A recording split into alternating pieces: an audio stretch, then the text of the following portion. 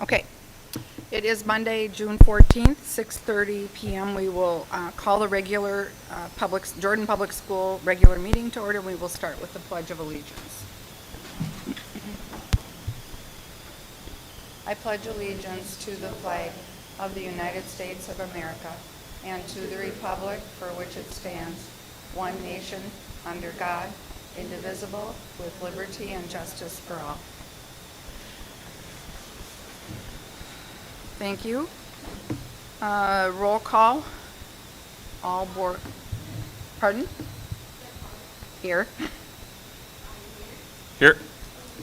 Here. Here. Here. Here. All board members are present. Thank you. Consideration of agenda. We have one addition. Item number 17 will add under the consent agenda. It's the resignation of the golf coach, Adam Larson. So I will entertain a motion to approve the agenda as amended. Motion to approve. Lauren moves. Is there a second? Second. Second, Molly. Discussion? Hearing none. All those in favor say aye. Aye. Opposed? Motion carries. Okay, consent agenda. We don't have anyone that's asked to make a public comment. So moving on to consent agenda. We have the minutes from the regular and the special meeting, monthly financials for the month of May. Donations that we have are, these are all for the trap team. We have Scott and Deborah Hagan, $100, J.O. Stay, $200, Chad Bunbank, $300, Todd and Melissa Olson, $100, Michael and Christy Johnson, $200, Quatman Inc., $300, Hennon Equipment, $250, T&G Installation, $300, Heinz Floor Coverings, LLC, $300, Abhi and Svoboda, $300, Jerome and Christine Beach, $100, Gary Goodwin, $200, Penny Family Chiropractic, $300, South Metro Carpet and Upholstery, $100, Jordan Veterinary Clinic, $100, and Goldsmith Eye Care, $100. So we thank all of those contributors to the TRAP program, TRAP team. Okay, now we have policy 535, which is a service animal in schools policy. It's a third and final reading on that policy. We have the new hire in elementary school custodian, Dominic Lanen. I believe he's been subbing here for a while, I believe. He's coming in at grade 1, step 4. We have the resignation of the elementary SPED paraprofessional, Heather Fry. Resignation, elementary SPED paraprofessional, Heather Tesson. Resignation of the middle school SPED paraprofessional, Kevin Way. Resignation, high school special ed teacher, Chase Boothie. Resignation, C-Squad football coach, Chase Boothie. Resignation, high school teacher, Craig Albers. Resignation, one-act play director, Anthony Ryberg. Resignation, fall play director, Anthony Ryberg. Resignation, assistant dance coach, Caitlin O'Neill. And the retirement of high school cook, Diane Reed. And we just want to thank her for all her years of service to our food program here in Jordan. An FMLA request for Nicole Dietz, and the resignation of the golf coach, Adam Larson. So I will entertain a motion to approve consent. So moved. Sandy? Motion by Sandy, second by Connie. Discussion? I just wanted to say I just appreciate, and this is from a personal point of view, the loss of Tony Ryberg in the theater department is going to be huge. So I just want to thank him for all of his years of service. Mm-hmm. Yes. And also Craig Albers, he's been in the district Yes. for over 21 years, and he has a great opportunity down in, do you remember the district? Yeah, Buffalo Lake, Hector. So he's going to be the AD and the assistant principal and have a lot of roles. So good opportunity for him to work up the admin way. Okay, so we have a motion and a second. Any further discussion? Hearing none, all in favor say aye. Aye. Opposed? Motion carries. Action items. Review and act on the 2020 or the 21-22 potential lacrosse co-op. Mr. Purcell.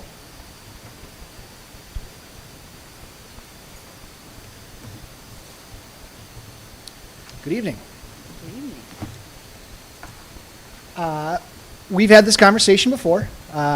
This is a little different than what we've talked about in the past. I believe it was a little over 3 years ago we discussed a standalone program here where we could potentially co-op and we would be the host.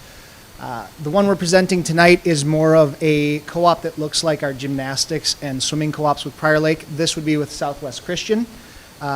They are kind of the only geographical school that would be interested in a lacrosse co-op. We did explore some other options, but the sport is growing, and a lot of schools in our area are actually already cutting or full or not interested in adding another school, which is good for them, but does not leave us with a lot of options if we're looking to provide this number one growing sport opportunity here for our students. So if we were to do so, we looked at potentially co-oping with Southwest Christian, where they would be the host school. They would really, it would almost be turnkey for our kids. Kind of like with our gymnastics, they're responsible for getting there, but beyond that, really nothing that Jordan does other than collect the registration fee, and then we would hand that over. That registration fee would be much higher than ours. We would have to charge what Southwest Christian charges for lacrosse, and then we would send that over to them. I don't know if you had a chance to look over the summary, some of the notes, so I'd be happy to field questions instead of diving too much further into it, but really this is kind of a zero budget opportunity for us to add this participation opportunity for our kids. Joe, would this be boys and girls? Yes, yep, it would be both boys and girls, and Southwest Christian does not have a middle school program, so it would be a 9-12 offering. Although I have not had that conversation, and that's something I could talk to them. If we had an 8th grader interested, would they accept them? We have not had that conversation, but the way we kind of presented it with them being a 9-12 building, it'd be 9-12 offering for us too. So what happens if we get boys wanting to play but no girls wanting to play? Are we going to upset our Title IX? No, because we offer it. Okay. We do offer it. So we can't force participation, but we have to do we do have to provide that balanced participation offering. Okay. It's a spring sport. This one's tough for me because I've got emotions pulling both ways on this. As a ball guy, baseball guy, softball, it could hurt us. That's the one area where I look at as a district. We could pull from some of our other spring sports that we already offer. But every year, this seems to be the sport that I have the most knocks on the door for, the most questions on, and now it's kind of an opportunity to throw it out there officially. Instead of a survey that I do, it seems like every fall, and we get 15, 20, 30 kids saying they want to play lacrosse. Here's the opportunity. And we'll see if we have a smattering of kids or if we have just a huge number of kids that are going out for lacrosse. It is something with the Minnesota State High School League cooperative sponsorship. You have to commit to a 2-year, which we would not want to do anything less than that and don't plan on doing anything less. But let's say our numbers are huge and we've got kids getting cut and we've got kids maybe out of place and we could have our own standalone team. That would be something we could explore in 2 years. Okay. Questions? I was just going to say, I mean, isn't lacrosse generally a fairly expensive sport? I mean, that's why the fees would be higher anyway. Yeah, the Even fee if is we go to it? in line. I think that they charge that across the board. But Wow. for let's say you're a brand new family to the sport, Southwest Christian, and this is kind of hard to explain, boys and girls lacrosse are very different. Right. The lines are different, the sport, the nature of it. If you look at boys and girls hockey, there's checking. In boys lacrosse and hockey, there's not in girls. Boys need to wear helmets, shoulder pads, It's more contact. gloves. Yeah. Girls are more goggles. You got to stay out of what they call the halo. So the equipment isn't as cumbersome for girls. But Southwest Christian does provide helmets, shoulder pads, gloves, and they do have a stick rental program as well. So really, kind of like basketball, you got to have your own shoes, you got to have your own shorts and socks. Other than that, pretty much all the equipment is provided. I just remember a few years ago that we had some coaches, and like you said about the spring coaches, who were very worried. I see this as maybe less of a potential threat. I mean, it's hard to say, but I think that, if we had it here, it's going to be much more of a draw. People might think a little bit more because they have to drive every day and all of that. So, I don't know. I can see where you're a little torn, but yeah. Yeah. It is Do a you- good opportunity for kids. So the kids that have expressed interest, do you see them, not to stereotype, but do you see them as kids that aren't involved in like other things like softball, baseball, track? Would they be other kids, or are they just In our, athletes that I wanna had do a it all? survey this past fall, and I would say about a little over half of those kids are in a spring activity. Okay. Yep.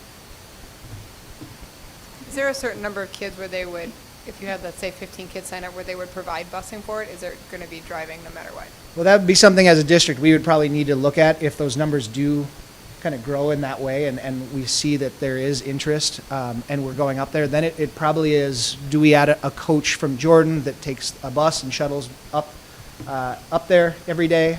Or is it, we need to provide a one-way drop at Southwest Christian every day where they could get up there for practice and for busing for games.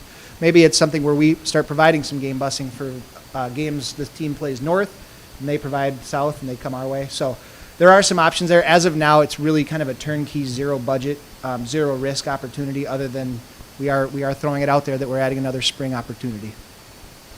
Do we have scholarships for, because their fees are higher than ours by about what, Was it three? I can't remember It now. was with- 310. 310, because 310, gymnastics yeah. was 335. I think, yeah, lacrosse would have been 310. Yep. So that's $110 more than $135 more than what we would charge an activity fee next year.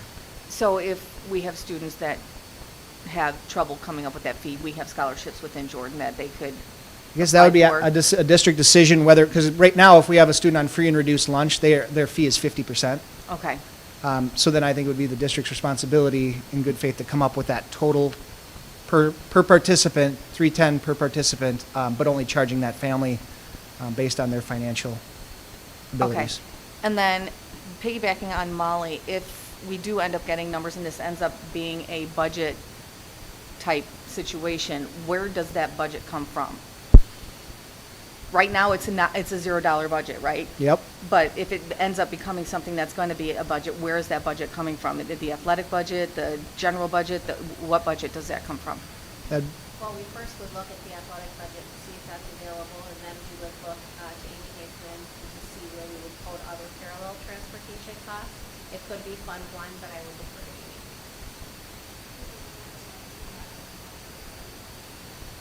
General fund, unassigned fund balance.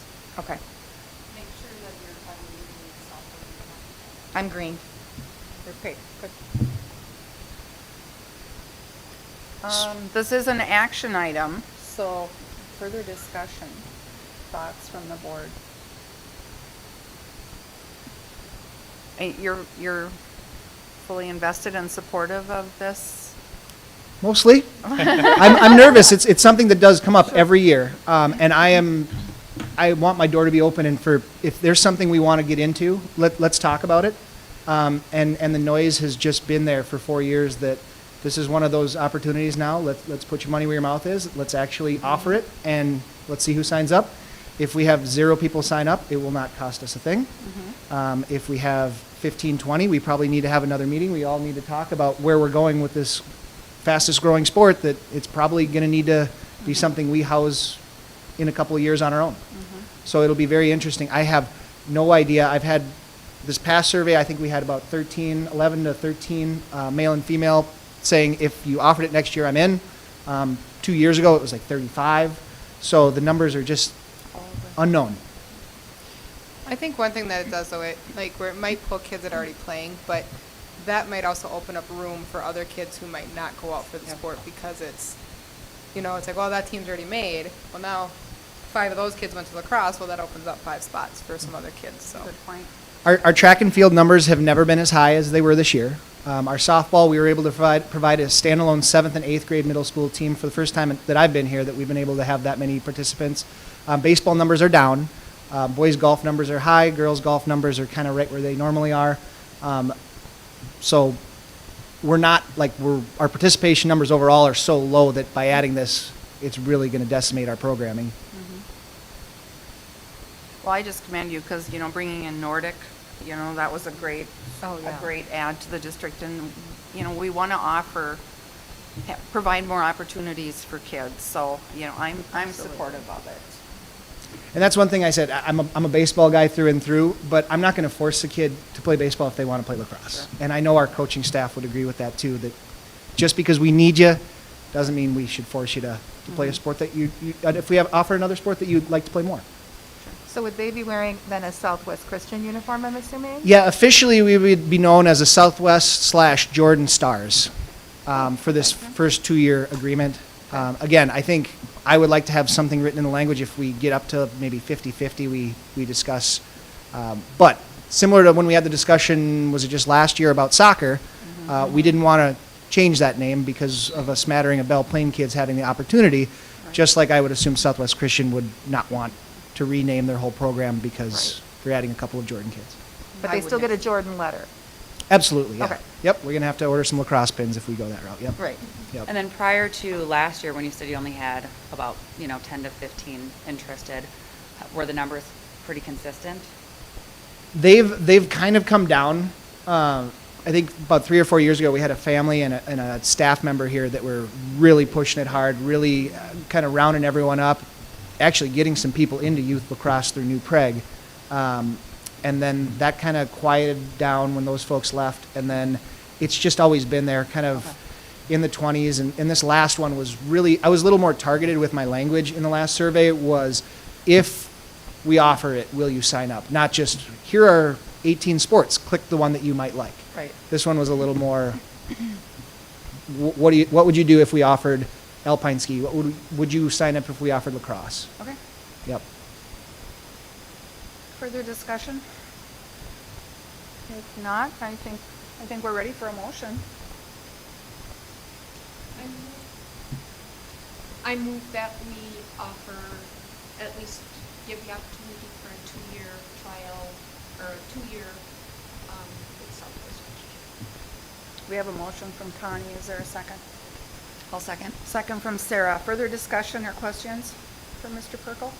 Thank you. I think it's a great opportunity for the kids, so Yeah. kudos. To be continued. That's great. Yeah, and we should see some games down here. We have, it's kind of a good symbiotic relationship. We have a turf sheet, which they don't have, and we could see some games down here, which would be great for our community and for our youth to be able to see some games right here on campus too. Great, good. Okay, so we have a motion and a second. All those in favor say aye. Aye. Opposed? Motion carries. Thank you very much. Okay. 7.2, review and act on the notice of termination and non-renewal of Adya Markham. Superintendent Evenson, do you want to address this, please? So this is a formal resolution to complete the staffing process that we began in March.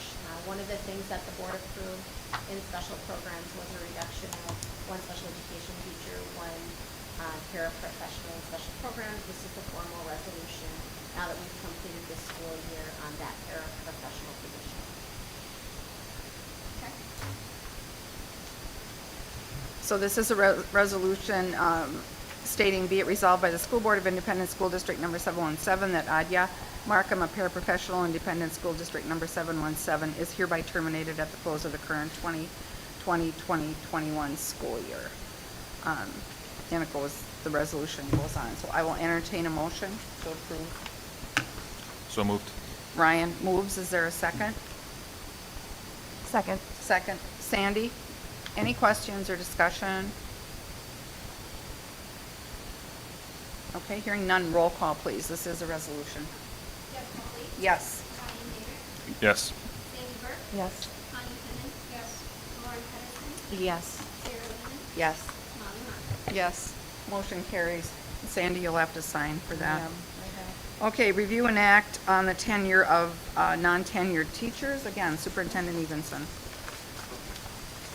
So annually as a school district, we approve the tenure of teachers. This is the teachers that have been offered their 4th contract in a row from us as a district. And we're very excited to be able to tenure 5 teachers, I believe. So congratulations to them. Okay, so And we, to us. yes, we have Rachel Hooley from the elementary school, and in the middle school, we have Sarah Kieran, Kelsey Munson, Anna Pedersen, and Eric Rieger. I will entertain a motion to approve the tenure. So moved. Sandy, is there a second? Second. Molly? Discussion, questions? Hearing none, all those in favor say aye, please. Aye. Opposed? Motion carries. Okay, review and act on the resolution for membership in the MSHSL. It's your night, Mr. Perkel. Well, this is a month later. The league is going through some things, as we all are with this year. So typically it's pretty straightforward. We have a roughly $3,000 fee we pay in May, and on we go. Well, this past year with COVID and the league relying on 85% of their revenue coming from state tournaments, and the company line of the league is the member schools and the member schools are the league, they have put it back on us to bail them out. So I don't remember the exact number. I want to say 4.5 million sticks out in my head. So they've increased our activity fee. So every activity you're in, it used to be, I think, $110. It's now $225 per activity. So when we have one individual on our cognitively impaired adapted softball team, that's $225 because we offer it. Visual arts, $225. Speech, lacrosse, we got to bump that up now. Per pupil fee of when the MSHSL gets into their magical number with free and reduced lunch, our number is 601. 601 students, 9 through 12. There's a fee of $6.35 per pupil. There's also a $100 registration fee. So there's 3 different pieces to this, all in total 10,000, a little over 10,000. And then plus another 450 with the lacrosse edition today. So this is a little higher than what we had last year. And I cannot see them getting away with this for another year if we are starting to pull out of this pandemic. We're going to have to look at other revenues, and I'm not going to get into my thoughts, but maybe we can have state hockey at the Xcel Energy Center, which does not impact our district in any fashion. So there are just some things that unfortunately may have to trim down, and the league's working on that. I know they've gone away from the big programs and some ways to cut costs, but this is hard on all of us. At least this year we have this information before the fiscal year. Last year we were hit with this in August, which was a surprise to everyone. So other than that, it kind of is as it's presented. The league has been trying to stabilize for the last couple of years. They've been trying to not be so dependent on tournaments, and this formula that they came up with is one way that they're just trying to hopefully level things out. But in the interim, it's ouch. Yeah. It's painful increases. Yeah. Especially when everybody's been hit with all sorts of other costs. When I was trying to do the math, the Anoka School District, I think in total is close to $100,000 for their Yeah. fee. Possibly more, depending upon their students and their free and reduced numbers. So Right.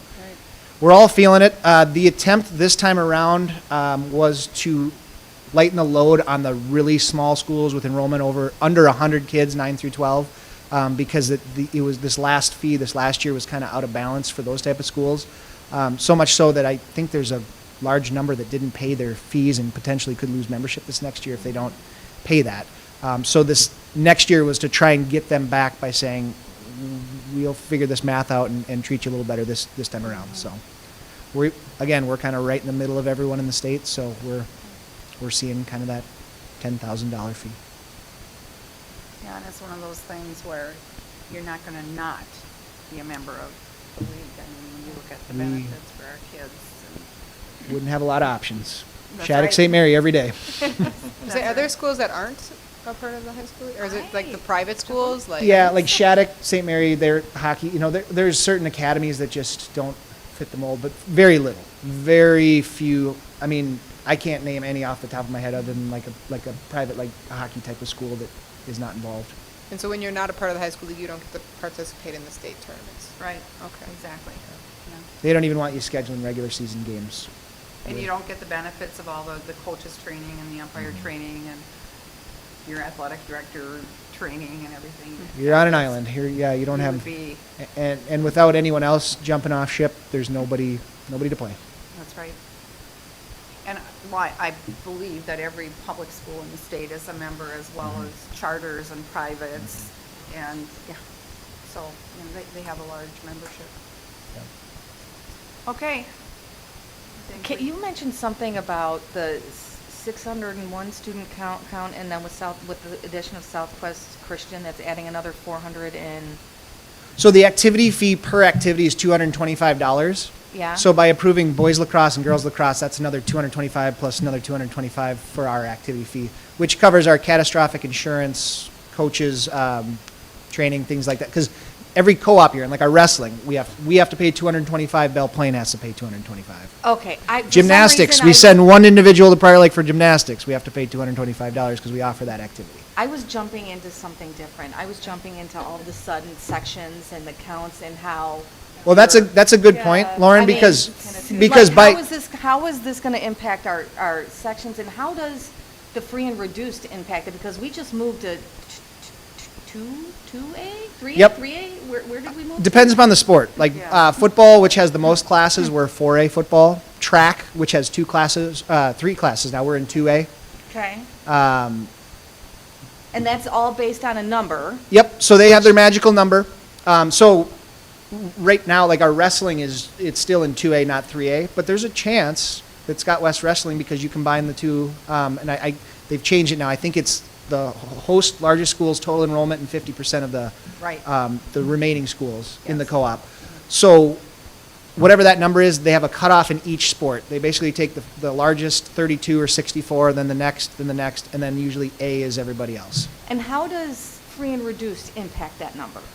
So our actual enrollment 9 through 12 is not 601. It's I don't know 640, 630 somewhere in there. And then Okay. they have a formula where they trim it down based on free and reduced. So there's certain communities that have a large free and reduced population where their enrollment could be 1,000, but their MSHSL number is 750. Which, let's say the cutoff is 800, drops them down a class. Okay, and we just went up a class in basketball because our of one numbers student, went if I up. recall. We're, I believe, 2 or 3 2 or students 3? above the cutoff for 3A Yeah. basketball. Yep. So if our free and reduced numbers change and we drop below that, do we need to petition to be put back into, Every 2 years. it's every 2 So, years? so we missed our window to appeal. There was no reason to appeal. We really didn't have a reason to appeal. And it's one of those things, I tried to bring it up with football 2 years ago, because we were the smallest football and smallest baseball and softball to move up. But we don't have a whole lot to, somebody has to be the smallest. And somebody has to be the biggest. Same with speech. Yep. We were like one over. Yep, Yeah. speech too. But we showed we can compete in AA speech. We showed we can compete in 4A football, and we will compete in 3A basketball. But yeah, it's tough. We're definitely feeling those growing pains because as you see the bigger schools, the more haves than the have-nots, you're going to have better competition, and the brackets are just going to be tougher. And I don't know if you're the person to ask, but why does a free and reduced lunch take away a person? That's a great question. And I don't think it's a full person. I think it's like 0.333 of a person, too. It's not like a full, I don't know how their formula works, but it's something I should talk to Hope sometime and get our actual 9 through 12 free and reduced and see if I can Yeah. figure out how they actually come up with that number. I just don't understand why it would affect, you're still a child playing a sport. But they Just want a- to reduce costs and fees for districts because they know if you have a certain amount of families that qualify for free and reduced, they're not going to maybe be able to afford all of the fees and different things. And so it gives kind of a break per se to the district in terms of how many students they actually calculate in the curriculum. So then the lower number of students you have, the lower your fees stay. Yeah. I Okay. get that piece. I just don't get the competitive piece of it. I don't, yeah. Right. Okay, I don't know that any of us in this room could explain that. Yeah. Yeah. Okay, any other questions? Okay, I will entertain a motion to approve the MSHSL resolution approving our membership for 21-22. So moved. Sandy? Looking for a second. I'll second. Second. Sarah? Further discussion? I just want to add one thing. I just want to point out, because I watched it right before, that there's that video, the Why We Play, that hopefully you've all watched, because I'm signing that you all have. So, so. Good point. So if you haven't watched that, it is a requirement that board members across the state watch I think it's about 15 minutes or so. I think it's 6. Six. It was Yeah. 5:59. Yep, I haven't just watched 6 it minutes. in a And year. I think I shared, I know you asked for permission, so it might have been set to private, so everyone should have access to that video now. Okay, we have a motion and a second on the resolution. Roll call, please. Yes? Brian Mayer, Yes. Sandy Burke, Yes. Tony Pennon, Yes. Lauren Pedersen, Yes. Sarah Lehman, Yes. Molly Lonnie. Yes. Motion carries. Thank you. Have a good one. Okay, review and act on the 21-22 MSBA membership. Superintendent Evenson. So this is an annual renewal. MSBA provides an amazing service for school districts across the state. Many of us have benefited from the multiple trainings that they provide. They provide support on policy updates, legal updates, and really are the go-to resource for school boards and superintendents across the state. So I would recommend that we renew this.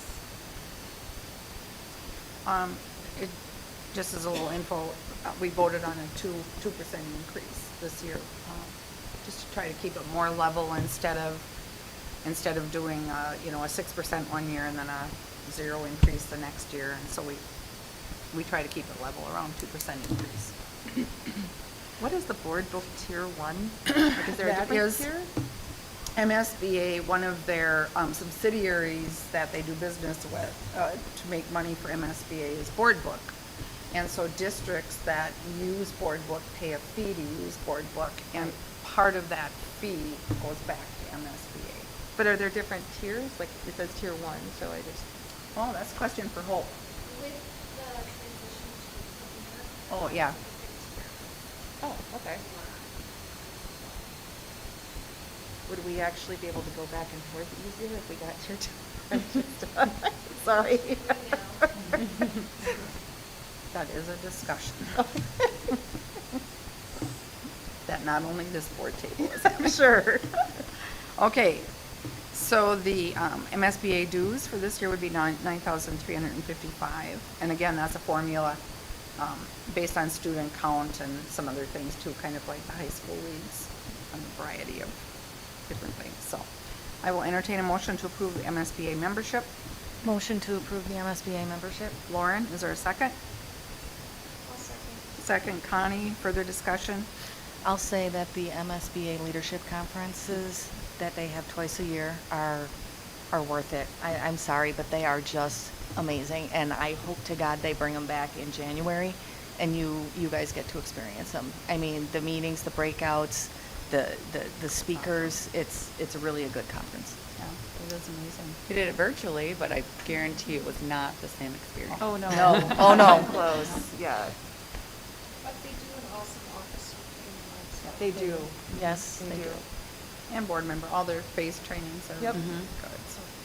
And I know that Superintendent Evenson and myself and many of the board members just call them, you know, for items that come up. So the hope is that January will happen in person. I know they have hotels booked, but, you know, it's a kind of a waiting game, seeing what's going to happen with COVID. They could have it all planned and then, yeah. So fingers crossed. Do we know a date yet? Yes, January. Let's see here. I'm guessing the January third- 12th through the 14th. Got it, that's what I figured. Yeah. So as we move along on that, you know, I'll try to keep you posted so we can all clear our calendars for that. Okay, so we have a motion and a second. All those in favor, say aye. Aye. Opposed? Motion carries. Review and act on the C membership. Superintendent Evenson. So this is the annual approval for the C membership. C is Schools for Equity and Education. Jordan Public Schools has been a member for a long time. There are 55 Minnesota school districts that are part of this coalition. Serves approximately 230,000 students, about 1/3 of Minnesota's K-12 students in these districts. It's an organization, and really their mission is that all public school children have equal access to high-quality education. So they're also a great resource and support. They send us information on the latest legislative and advocacy items, and, you know, help us to better understand what's happening that impacts our district. Great resource. I would recommend that we would approve this renewal. I will say that the legislative updates from them are by far some of the best that we get. They're crystal clear, and Yeah. easy to read, easy to follow, so. And most of the schools that are in the consortium are more like schools, like us, you know, not the Anoka Hennepins and some of the bigger schools, so. Although Anoka Hennepin is in. I was gonna say. Oh, well. I know at one point, Whoops. we did not renew our membership for 1 year. And I think it was because we were in a budget cutting year, and that was something that we thought, okay, well, we'll just try it and see. And then the next year it was like, nope, we're gonna be Back. renewing this, so. Yes, right. Okay, so looking for a motion to approve C membership. So moved. Sandy? Looking for a second.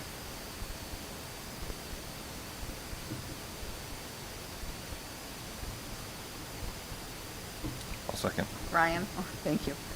Discussion? Okay, hearing none. All those in favor say aye. Aye. Aye. Opposed? Motion carries. 7.7, review and act on the resolution approving Southwest Metro's 21-22 long-term facilities maintenance program budget. Ms. Haveman.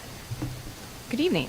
Good evening. So this is, every year we have to renew our LTFM and our Safe Schools levy approval for Southwest Metro. So this is actually for fiscal year 2023. And we have to do this by June 30th. And so I did one executive summary, but we need two resolutions, one for LTFM and one for Safe Schools. So the LTFM resolution is first. And so the amount is determined by multiplying the total cost of the intermediate school district's long-term facility maintenance program times the percentage that weighs the two components of each member school district's portion of the special ed tuition billing and vocational billing. So this year, our portion, or for fiscal year 23, our portion for their LTFM dollars will be $3,879.68. And I think attached is also, Hope doesn't have to bring it up, but it's what every school district, what every member district pays.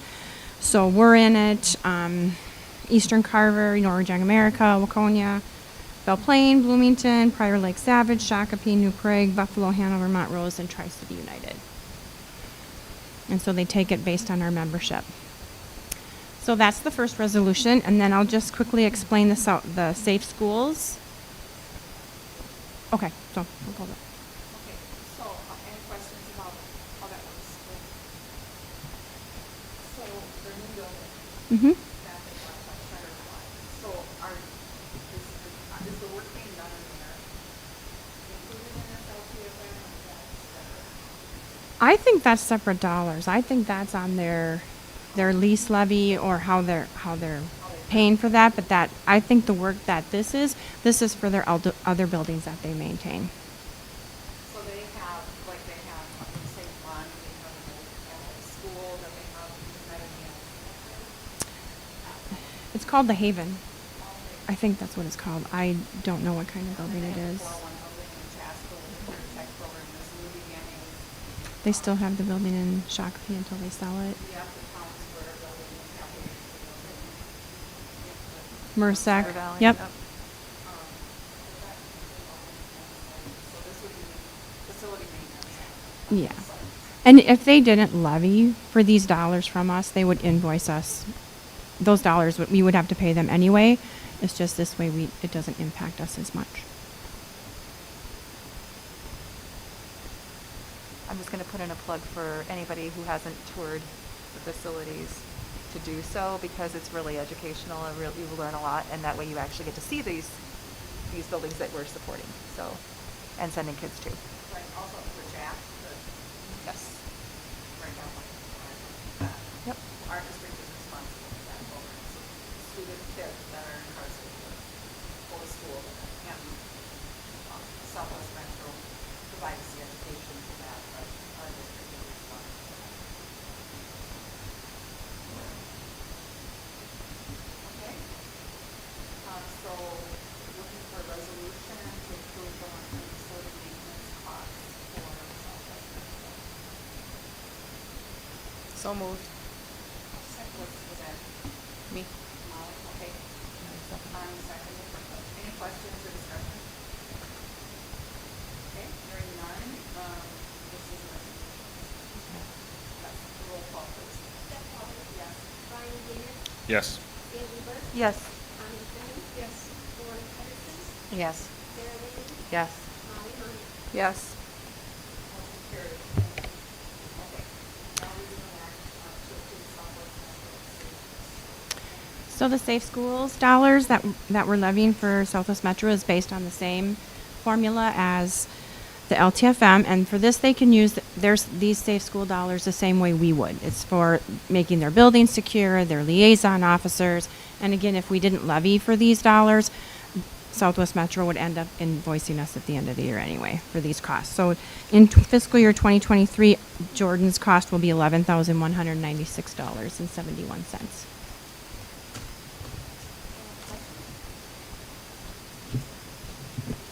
If they're going to invoice us for it, why does it need to be a real resolution? They don't now because we levy for because we can levy for it. Yeah. They don't have to invoice it. They don't have to add those costs into their yearly invoices. Gotcha. Okay. Yes. We could not levy our taxpayers for this, that they had to come up with a general fund. Mm-hmm. And then there was a law change a couple years ago where up to a certain amount for certain things, we can directly levy our taxpayers and it doesn't come out of our general fund. Okay. Yeah, and that gave Southwest Metro the ability to do that from us. Okay. Yeah. Okay, looking for a motion. So moved. Brian, second. Second. Sandy? Okay, further questions or discussion? Okay, hearing none, roll call, please. Jeff Walker. Yes. Brian Davis. Yes. Sandy Burke. Yes. Tommy Kenny. Yes. Lauren Patterson. Yes. Sarah Lane. Yes. Molly Meyer. Yes. Motion carries. 7.9, review and act on the proposed adoption budget.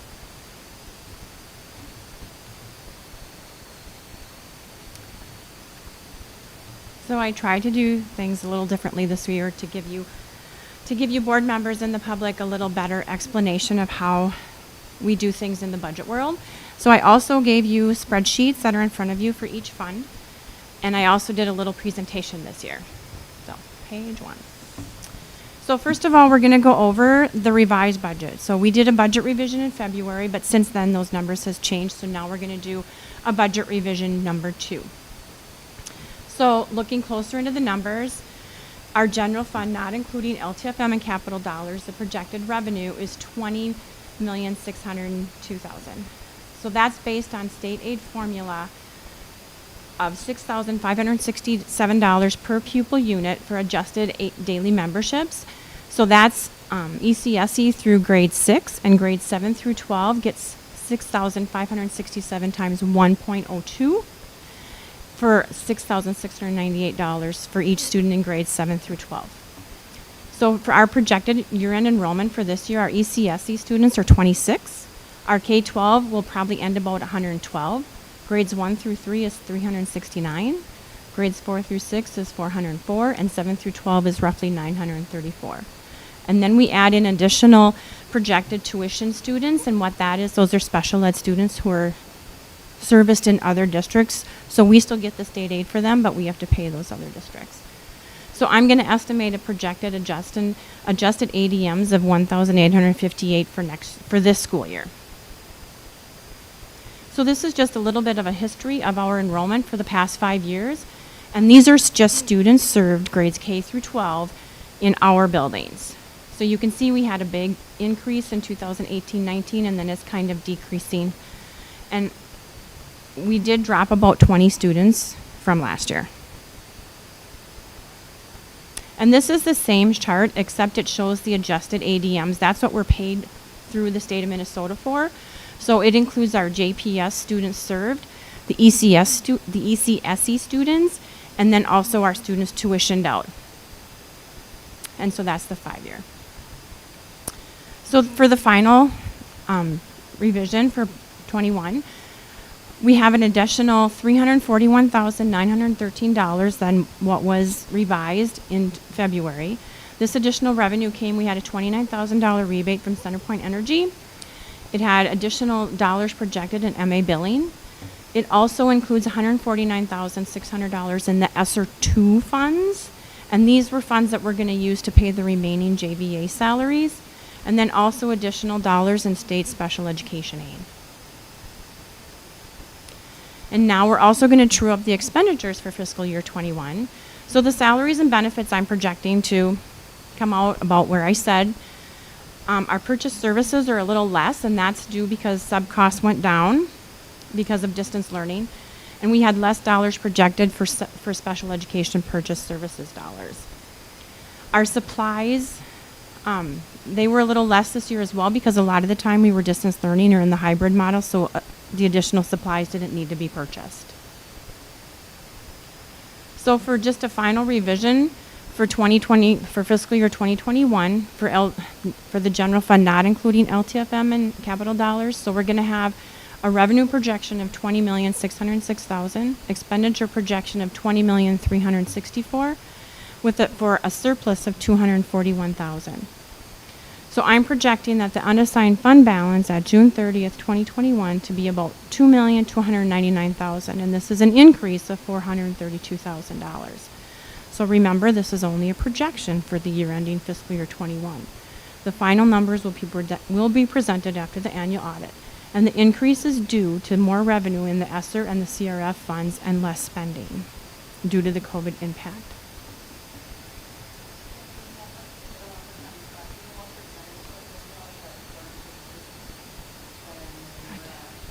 I was wondering the same thing, Yeah, Deb. we just had our policy meeting and we were talking about that. I didn't figure that, but I can figure it Well- out and Well, email we you can all. do it. Oh, what was your revenue though?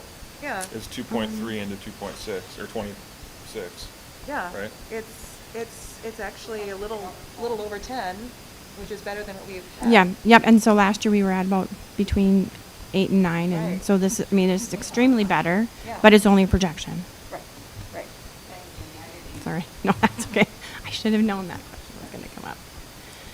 So for LTFM and capital dollars, we have a projected revenue of $1.149 million, projected expenditures of $876,000.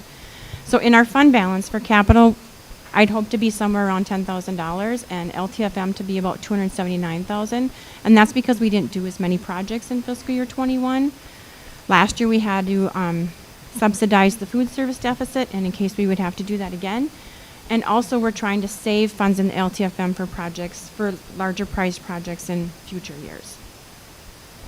Can you help draw a distinction for me between LTFM and capital? What? Capital is like an example operating of a capital, project. like devices, if we Okay. purchase devices. Non-facilities. Non-facility capital uses, expenditures. yep. Okay. And now the student activity, again, is in Fund 1 as well. The state recognizes it as Fund 1. So we have a projected revenue of about $26,000, projected expenditures of about $5,500, and a fund balance of about $128,000. That's pretty huge for this, but there wasn't any trips this year, and that will again happen in fiscal year 22. So the biggest change that I see will be in the food service. So the projected revenue is going to be about $757,000. This is an increase of about $83,000. And I think the increase is due to all schools were in session pretty much at the end of January, and we were serving more meals and breakfast. So the increase in federal reimbursement also happened on January 21st, or on January 1st. So the breakfast reimbursement is 2.4625, and the lunch reimbursement is 4.3175 for a total reimbursement per meal of 6.780. And that's just the below is just a reference of what we get in a normal year when things aren't free. Next Let me slide. just go back up, I'm sorry, up to the student activities. I apologize, but is that when you say there's no trips planned in 2021, 22, are you talking about, because like, I know we just approved a band trip? No, there wasn't any trips planned in 2021. There's more planned in 2022. That's why we have such a huge balance Right. in fiscal year 21. Okay, I'm just thinking, but for next year, there is. Yes, next year there are trips planned, so this will be spent down. Got it, okay. Yep. So the expected expenditures for food service is about $789,000. The salaries had a little bit of a decrease because the staff was working less hours, and the supplies and repairs had a slight increase. So the projected fund balance at June 30th is a deficit of 31,000 projected, and that's much better than what was originally projected. And this will again be determined during our annual audit if and how much will need to be subsidized by the general fund. So for community education for fiscal year 21, we had a projected revenue of 1.238 million, and this includes $15,000 from the Scott County Cares Relief Fund, and it also shows a slight decrease in fees. The projected expenditures is 1.312 million. So the community education overall, I'm projecting to overspend by about 73,000, and the largest fund balance change will be a decrease in school readiness, which is preschool, of about $29,000. The debt service fund is pretty self-explanatory. It has a revenue of 3.2 million and expenditures of 3.4, leaving us with a fund balance of about 19,685,000, and about $19 million of that is in the escrow from previous refunded bonds that will begin being paid out, I believe, in 24-25, in fiscal year 24-25. So the dental fund has a healthy balance of $33,744, and the construction fund has a balance of about $7,000, which we will probably use up in fiscal year 22. We're just like paying the property tax of the property and things like that. So moving forward, in August, I'll probably try to bring a review of fiscal year 21 just to get you closer to where we're going to end up at the annual audit. Our auditors will be on site in October of 2021, and then the final audit will be presented in December. So now we're going to go on to the adopted budget. So for the general fund, not including LTFM and capital dollars. So I have the projected revenue of $19,771,000. That is based, I'm projecting a 0% increase in state aid because we just don't know what the state's going to do at this time. We also have a compensatory revenue decrease of about $81,000. And this also does not include any ESSER 3 funds or any summer programming dollars. And I'm going to project the enrollment to be probably conservative, about the same as it is right now, about 1,858 students, including K through 12, ECSE, and tuition students. And right now, our current kindergarten enrollment for next year is about 113 kids. I know I should know this, but can you refresh my memory? Compensatory revenue, what is that? I know it is basic skills, but it's based on our free and reduced. And because free and reduced applications were not filled out last year because meals were free, most school districts got a large decrease in those funds. And there is talk that the state will hold us harmless, meaning that they're going to give us what we got this year, but I don't want to depend on that and mislead anybody. So for right now, I'm just saying we're going to get that decrease. So we really need our parents who need to participate in free and reduced Yes. to fill this out because Mhm. it negatively impacts the district. Yes. And It does, and we even called all of those Yep. families this school year as well and explained, what that all means for the district. And parallel to many districts across the state, we just didn't have the funds some of it. yep. Okay. I probably will ask this every year because I don't know why, I just can't get it to stick Yep, in my brain. That's perfectly fine. For the enrollment, is that including PSEO students who are Yes. full-time? So Yep. that we would not be getting the funding for? Most of them, or a lot of them, we do get the state aid for them, and then if we have a contract with those colleges, we pay the colleges directly. Right, but then it doesn't really help. It's a wash. Yeah. But at least, but it also shows in the expenditures, so. Oh, okay. Next slide. So, let's see.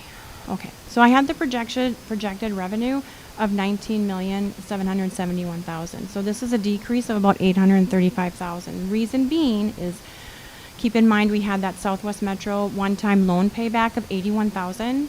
We had the reduction in compensatory revenue, and we had CRF and ESSER funds received in fiscal year 21 of $670,000. So that's where the decrease in revenue comes in.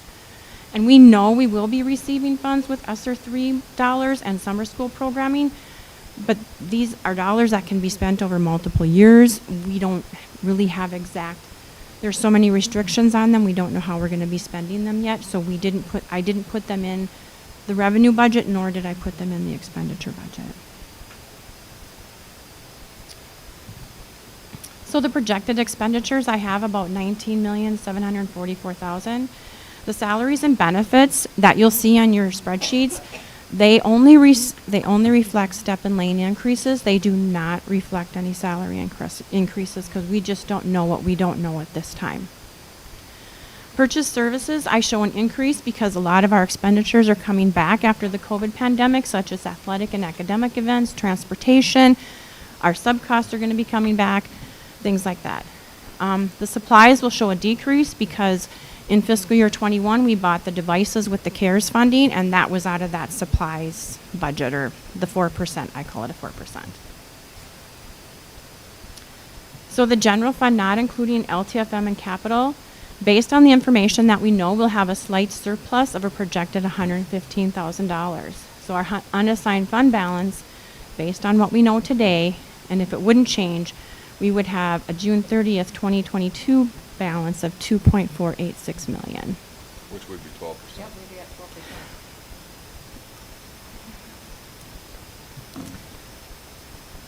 So going on, so our LTFM and capital dollars, our projected revenue is $1.156 million. Projected expenditures are about $743,000. I expect we're probably going to use all of our capital dollars because some of them didn't get used last year because of the CRF funds. And the LTFM, I project to have a balance of about $222,000. We don't have many projects being planned, and we're going to save for future years based on what Chris Anderson is going to tell us next month. So again, the student activity budget, we have a projected revenue of $91,000, expenditures of about $117,000, and then we do have the trips planned for the band and the Spanish, and I think Wilfridge is still probably up in the air, but there will be a lot more activity in that fund if we have a normal year next year. Next slide. So for food service, I have the projected revenue about $773,000, and meals will be free to all students again. And that is an increase of about $15,000 because I feel we're going to be in school all year, or I'm hoping we are. More kids are going to be here. And the projected expenditures of $746,000. And that's a slight decrease in staff hours and a projected decrease in expenditures. So we hope to have a surplus of about $27,000 next year. I know that Andrea has said that in the like this past year, the revenue has been less because they haven't been able to offer like additional items. Yep. Will that be something that Yes. would be okay? Yep, and So- that is also included in the, I Got did it. put like the a la carte sales and stuff Yep. up to par of a normal year, so that impacted that increase. Okay. Thank you. So for community education, the projected revenue, I have about 1.262 million, includes an increase in fees, and hopefully we'll be able to have more classes and camps provided and less restrictions. Projected of expenditures about 1.286 million for a deficit spending of 23,772. So I hope to see community ed bringing up that deficit that they have to 65,000, ECFE to 51,000, and school readiness of about 100,000. So what's driving the deficit? Because pre-COVID years, A lot of it is, this year it was, we still had to pay staff. We had to provide free childcare. That impacted the budget a What is your lot. assumption in the year ahead? Are you I'm being assuming, conservative with participation rates or what? Because- after 'cause there's- talking with Steven, I'm being a little conservative, but not much, and I'm hoping that there is more participation and more preschool classes and more ECFE classes, because I do believe that we did hire a ECFE coordinator. So I'm hoping that will drive the revenue up.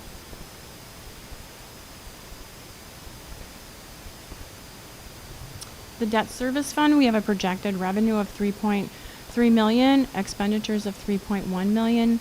We're still around that $19 million fund balance, and a lot of that is escrow. Next.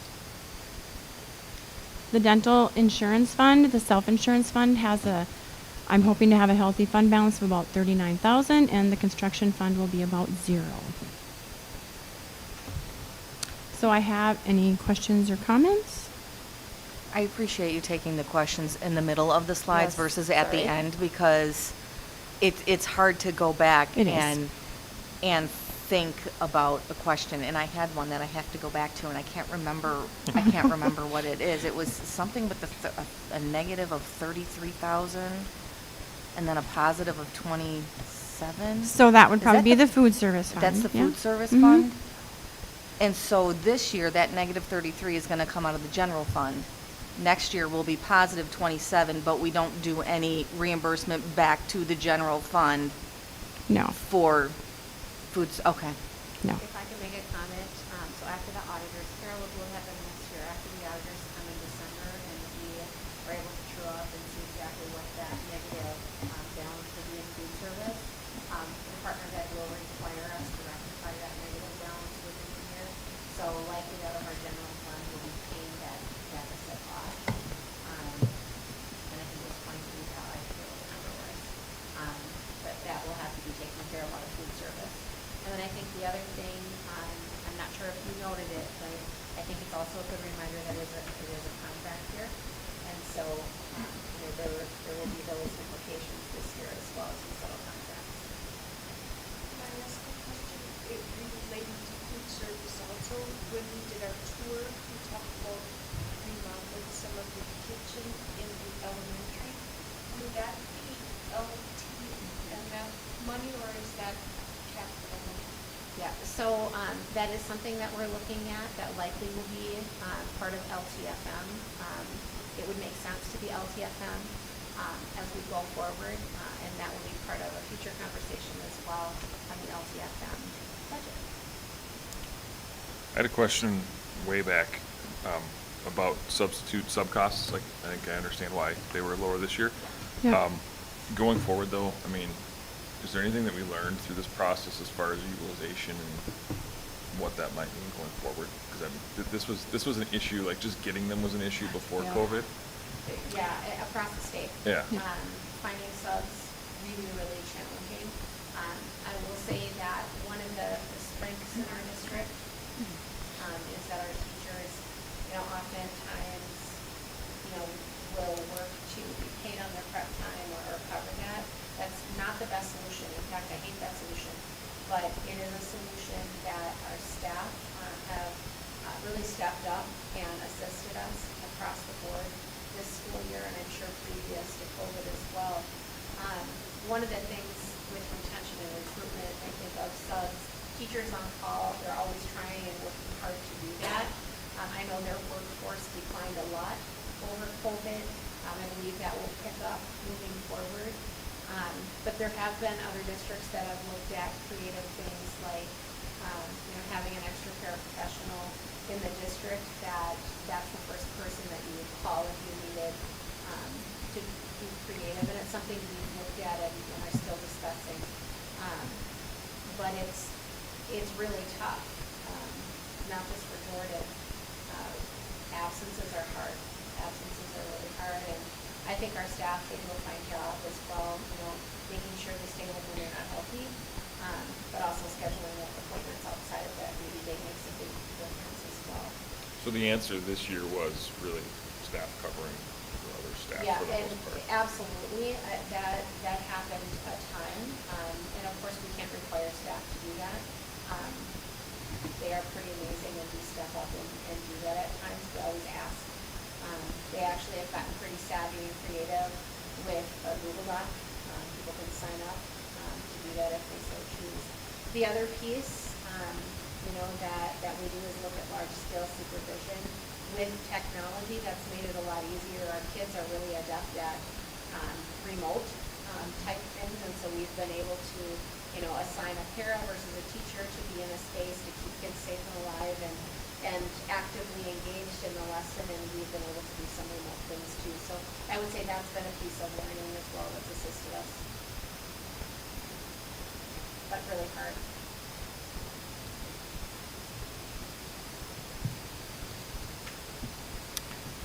Any more questions?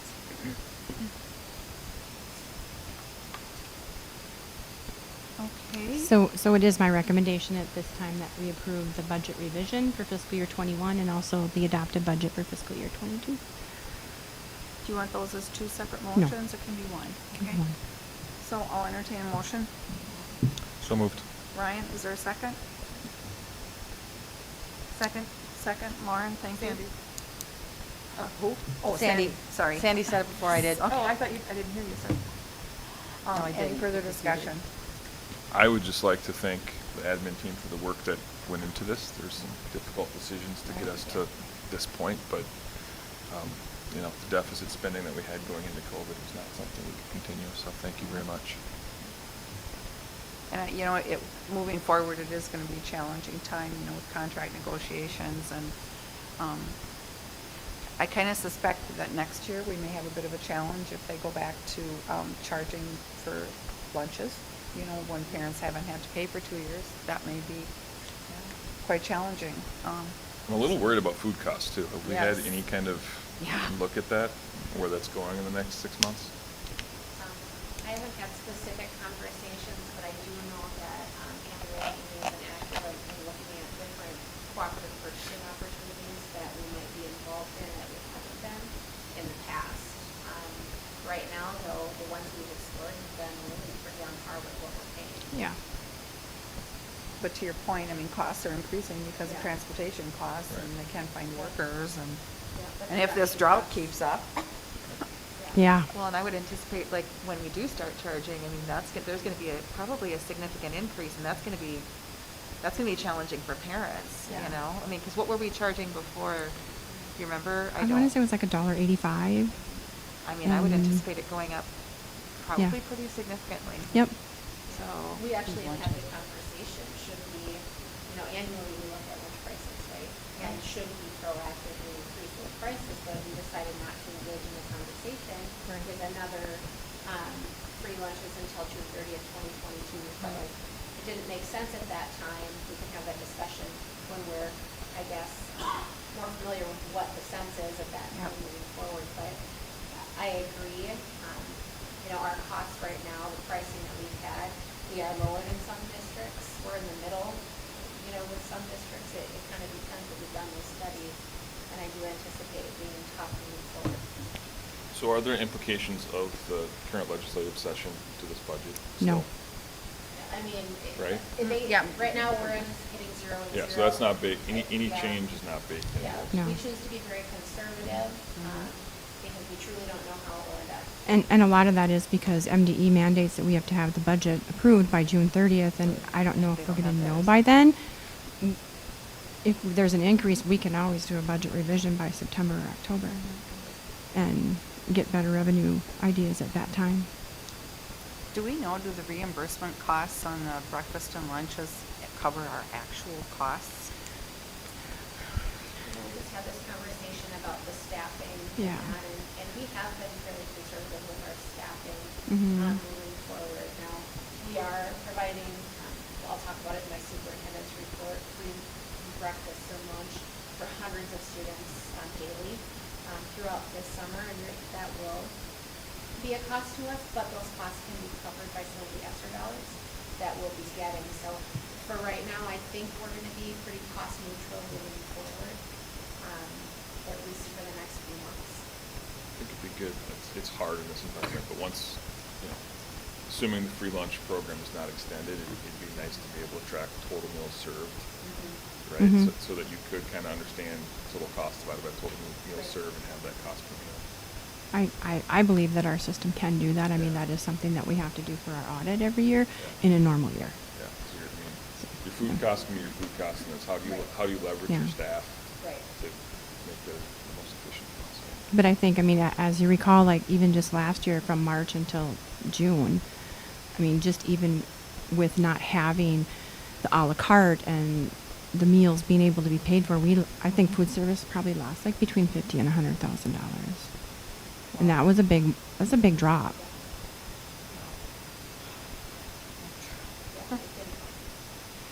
No. Okay, I believe we have a motion and a second. So any further discussion? Okay, hearing none. All those in favor say aye. Aye. Opposed? Motion carries. Thank you, Amy. Discussion on FY 2022 long-term facility maintenance and capital projects. So what this is the same spreadsheet that the board sees every year of just projected capital and LTFM projects. A better view of this will come forward next month. I believe Carl Anderson is coming to the board meeting, but this is just like an outlay. And I mean, my budget pretty much reflects it. We're not doing a lot of projects out of LTFM, and capital dollars are pretty up to par as well. I don't know if you probably can't see the whole thing, but you know, we have our loan payments on the Southwest Metro District levies out of there. We have our copier leases out of there. Stephen Damlow has a 3-year plan, or a plan to replace Chromebooks for 5th through 9th grade, and that's going to cost this year about $100,000. He's doing 5th and 9th grade, and I think he's going to try to start doing that every year. And then we just have, Tim and I just have a couple projects listed. We did this a couple weeks ago. So this is just a brief synopsis of what could be hopefully planned. Can you pull up that spreadsheet that Tim? I think this is it. Oh, Hope it just- is. Okay, Yeah, never hope to mind. scroll My eyes. down. Okay. Yep. So it's the carpeting? Yep, we continue to do the carpeting at the JES. Where she is. The walls in the common area that I talked with, Tim and I met today. He took a vacation last week. So, but the tile walls in the common areas, that's been done already at JES. So for right now, JES just has the carpeting, the outside cement work, and then that's pretty much it for JES this year. I'm looking at mine. What's the significance of the green up at the top in like row 8, 9, 10? Those are just things that have to happen every year. Okay, those are reoccurring Yep. expenses every single year. Okay. Yes. That's your non-negotiables category? Yep. Thank you. What page are you on, guys? I'm on. That's at the very top. The very top of this. I'm on the- Yeah, no, I pull up the whole board book packet. That's. Oh. Gotcha. Yeah, okay. 7.10.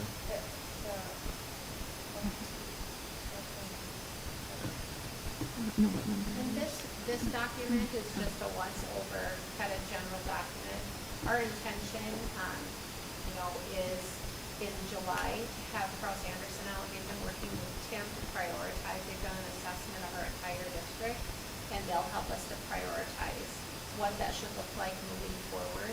And so we felt like because annually, we've been looking at this in June, we bring forward that this is our tentative plan, but we'll bring forward a formal, action in July after we have concrete data from the assessment. Yes. Under facilities department, is curriculum $100,000? We got a new Wonders curriculum this year, which we will spread that payment over 7 years, but the portion for each year is pretty substantial, so we had to up her curriculum budget. Normally it was like $60,000, so we upped her curriculum budget for next year to help What is it, subsidize New that. Wonders? Wonders reading grades K. They went through curriculum and tech. So our elementary curriculum, literacy curriculum, was very, very outdated. The technology actually wasn't functioning. They weren't supporting it after this year. And so we didn't do a new curriculum adoption. We got the next version of it. And a curriculum is a capital project because Yes. it's something that's lasting many years, Yes. spreading the payments out Yep. over. Yeah. And I believe this one goes through 7 Yeah, years. it's a 7-year contract, Yep. 7-year adoption, and it's excellent. I'm just thankful to see the light board on there, because my understanding is that the current one still operates on a floppy disk, which is kind of crazy. So, and it's been a lot of like patching and stuff like that to try to make it work. So I'm thankful that that will happen, because we do use that for a lot of things. We should give students tours so they can see the floppy disk is. Yeah. Yeah. So, Tim, do we have, I know there's some cement work at the high school that's, I think it's at the high school, and then you're gonna walk On the through. sidewalks. Yeah. That we rolled in with Carl Anderson, they bring their Gotcha. report back, so we have double GPS. Gotcha, thank you. That'll all be. Perfect, thanks. We did put some of that, just repair money in this one for this year, and then in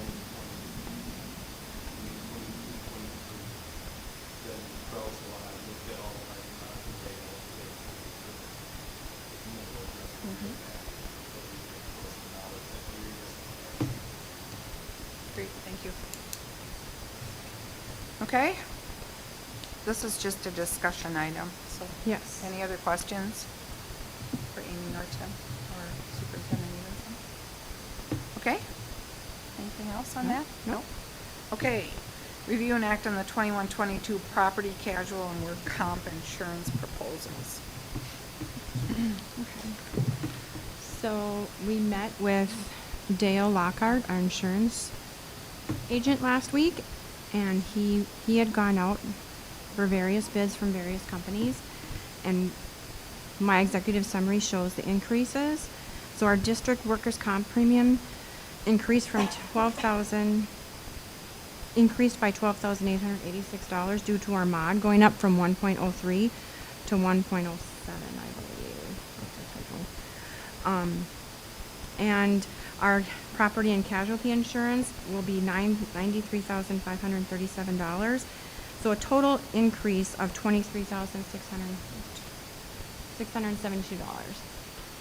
So the total premium for the year for insurance for the property, liability, and casualty and workers' comp insurance is $168,760. Do we know what increased our mod?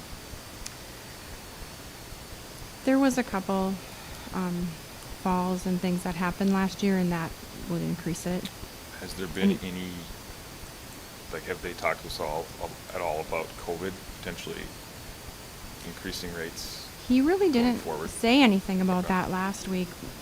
He had anticipated an increase. We had had a decrease for a couple of years, so we knew that that increase was coming.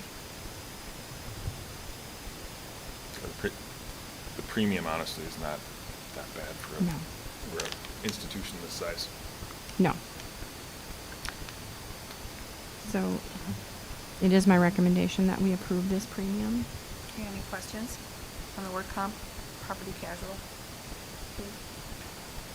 Okay, if not, looking for a motion. So moved. Brian moves, is there a second? Second. Connie seconds. Okay, questions or discussion? Out of one. Ryan. Sorry. Yeah. Has Steven seen our cyber policy? We are actually looking into that. Okay. Our cyber policy is only, Dale thought was pretty low as a payout, so Dale brought a new application forward for another company, and Stephen just worked on filling it out, and I emailed it to Dale last week, Thursday. And I don't mean the coverage amount. I mean, once we have it in place, get Steven the actual policy Okay. document, because there are certain things that can be written in there about things that you're doing, and if you're not doing them, you're not gonna get the payout, that sort of thing. Okay. I was tipped off to that a couple weeks ago Okay. at our company, doing that. So- So you may have to have a certain firewall in place, or you may have to have a certain software in place, and if you don't, that may affect what your claim could be, should Okay. there be an event. Ransomware you're talking about? Yeah. Ransomware whatever. or other, yeah. Or other, okay. And there were a lot of questions like that on the application. Uh-huh. Yeah, during the application asks us about MFA, multi-factor authentication, Yeah. all the terms. Do we go through training for staff? So it's already asking those types of questions. Yeah. And then I think a policy would be based on how we answered those questions too. Yeah, I had an IT security guy tell me to do that, and it took my insurance company about a week to get me the actual policy language. So Yep. I just asked that Steven actually has a copy of the policy language. Yeah, to make sure there's not those pitfalls to say. Just some Yeah. kind of surprise. We're paying for this policy, but we're not doing something, and now we can't Correct. utilize Yep. it type of Yeah. thing. Yep. Absolutely. Good point, thanks, Ryan. Okay, we have a motion and a second. Any other questions? Okay, all those in favor say aye. Aye. Opposed? Motion carries. Review and act on the 7/1/21 to 6/30/23 Teachers on Call contract. That's a 2-year contract. Yep, it's Okay. always been a 2-year contract. Okay. So this is just explaining the renewal. Like our sub-teacher rate of pay is $129. With the fee, we get invoiced from Teachers on Call. In 2022-23, it'll be $176.54. Currently, it's $174.15. So when Teachers on Call, when we get their subs, they employ those teachers. We don't employ them. They pay their benefits or whatever they get. So we just have to pay teachers on call those expenses, and it's an increase of about 36.85% for the next 2 years. So I have a question on this.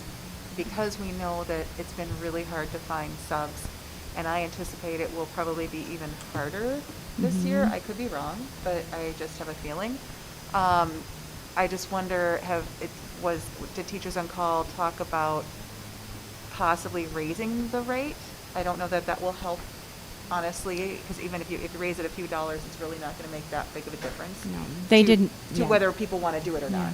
They did not talk to me Okay. about it, and I don't believe they talked to Katie. I believe that our rate was slightly higher when we started with them because Yes. of our retired teachers, so as of right now, they haven't talked to us about that. I think it's been a few years since we've We done have. that, so I Yep. didn't know if we wanted to think about that at some point. Okay. And I know we could also, redo the contract at some point, but I'm just thinking since we're talking about it now, it might not be a bad time to just check into that. Because I Okay. do know all the districts are just really, really hurting for subs. Yeah. So, So just to, I think I understand this, but we set the sub pay rate, We did. right? So if we're paying $100, they're charging 36.85 Mhm. as a fee. Yes. As the benefits that they pay out and their fees, yep. But they manage the pool of, yeah. Yes. Yep, Yep. and they manage the pool where before that, our admin assistants had to do the calling, do the sub calling, and they were putting in a lot of time doing that Okay. and trying to get those subs where this all goes through their automated system. Are there other competitive staffing agencies? This is the one I've really heard of. There, yes, Kelly Services is one. Nope. Unless they're closed. Teachers on Call bought them. Yeah. We They used. bought- they did, yes. Yep, That's we it. used to have Kelly Services, and then they bought out, kind of like Pitney Bowes. Sorry, Yeah. that's the only one I knew of. Nope. Yep. Yeah. and this is a pool for if teachers take vacation during the time, or if they call Call in in sick. sick. Yep. Call in Yep. sick, it's all the same, okay. Anything, Yeah. If they're gone on field trips. Yep. and- Mhm. That was gonna be my next question, okay. Do we have reasonable insurance that their rates are the rates and that there's not variation across districts? Or is this negotiated individually? I mean, Because if they're the I only actually- game in town, like yeah. Eastern Carver's using them, Shock, right? Yeah, Mhm. I don't know the answer to that question, but I don't know that that would play out well in the business model, knowing that districts talk, but, I mean, we can Well, if we certainly- talked, we'd know. Well, Ryan! I'm just curious. It doesn't sound like a very competitive area to me, Yeah, frankly. Like, I don't think we have that no, much of a no. choice. They have a but- monopoly I wish I had kind that of. conversation, I haven't. Yeah. It's my first time doing this contract, so next time I'll know the question. So And I Southwest think- Metro uses them, Yeah. so. And a lot of the subs that are here are retired teachers, like Mr. Yomland and Mr. Green, and, they've all moved to Teachers on Brostrom. Call, and they Yeah. come here, so. Okay. I forget, we don't go through them though for long-term subs, correct? We hire our own. We hire our- That's what I Yes. thought, okay. Okay. Looking for a motion. So moved. Ryan, is there a second? I'll second. Lauren, or was that Sarah? Sarah. Sarah, okay. Sarah seconds. Any further discussion? Hearing none, all those in favor say aye. Aye. Opposed? Motion carries. Okay, thank you. Okay, Good job. yes. Thanks, Amy. Okay, on to the superintendent's report. All right, Chair Polly, members of the board, good evening. First of all, I just want to start out with a big thank you. Thank you for just all of your support this year. I think I'm wrapping up my first year so far, and it's just been the best thing ever. I've had a blast, and though the work has been really challenging, it's been so great. I'll start off tonight just with a summer programs update. We started our summer programs. I would say the biggest highlight for the community and the majority of questions have been what will the safety protocols be for summer programs? And the state outlined that for us quite clearly with recommendations and requirements. And so The high points, masks are required on buses. That's a federal regulation through June 30th that any transportation, public transportation, and they consider school buses public transportation, masks are required on buses. We are required to follow the executive order, the one that states until Minnesota's at 70% vaccinated population, non-vaccinated people are recommended to wear masks until that point, or July 1st. Districts are required to have procedures in place for handling positive cases. So if we have a positive COVID case, we're required to report that to MDH.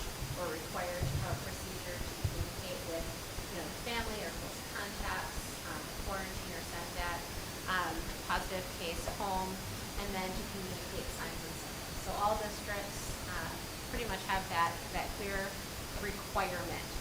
For recommendations, masks are recommended but not required except for on buses.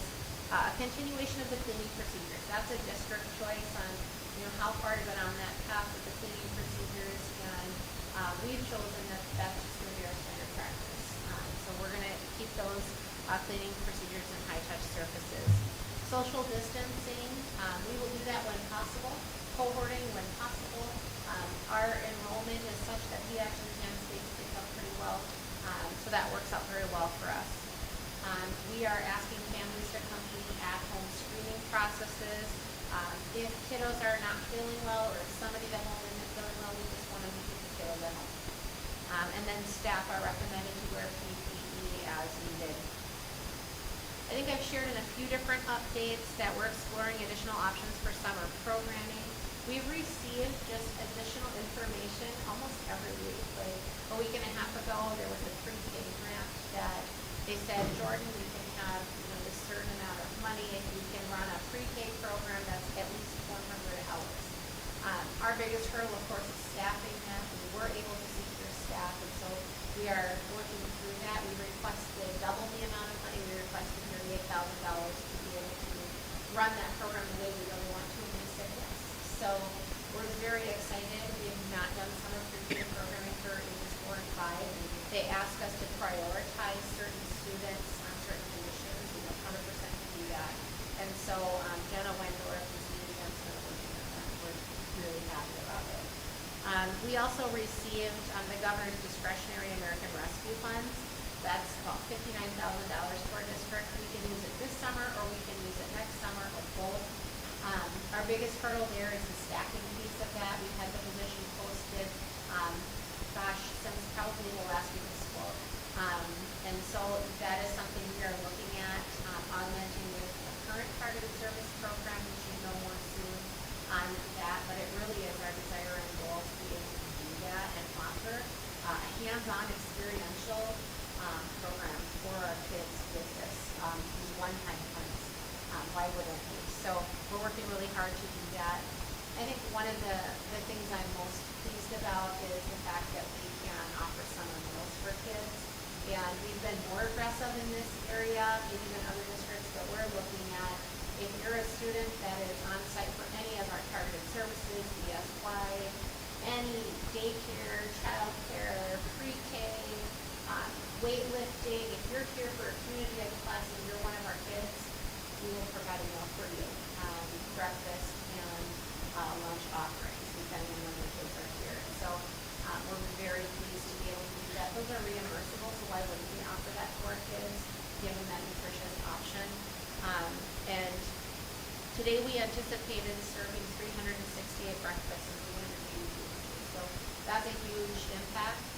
We are a closed site, which means it's for students. It's not for their parents or others, but it's for our kids. And so we'll have some curbside options as well for our pre-K through 12. So that communication went out last week to families. All of those are reimbursable, and we're just thrilled that we had staff that we were able to secure to do that, and that we're able to do that just for our kids in general. So very happy about that. Our monthly enrollment is listed below, and with that, I'd be happy to answer any questions.